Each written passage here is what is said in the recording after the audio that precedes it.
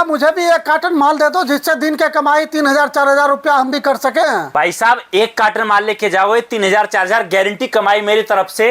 साथ में नया बिजनेस स्टार्ट करने पर मोबाइल मिलेगा बिल्कुल फ्री। आप बोलोगे काम क्या है? 1 कार्टन माल लेकर जाओ, जिसके अंदर आपको मिलेगा पानी से जलने वाला शिवलिंग, इस तरीके से छोटी मूर्तियां, इस तरीके से पानी जलने वाला दिया, इस तरीके से सभी त्योहार में बिकने वाली मूर्तियां, आपको मिलेगा तुलसी दिया, पीवीसी मंदिर, मयूर और भी कई सारा आइटम 1 कार्टन में, जहां से आप अच्छा खासा कमा सकते हो डेली का। साथ में सावन आने में टाइम है, त्योहार का मेला लग चुका है। आओ हमारे पास, पूरा काम सीख कर जाओ, पूरा ट्रेनिंग लेकर जाओ और नया धंधा आपके घर से जितना बजट आपका हो उतने में स्टार्ट करवा दूंगा। 600 रुपया माल भेजने का खर्चा है, बाकी पैसा माल पहुंचने के बाद देना है।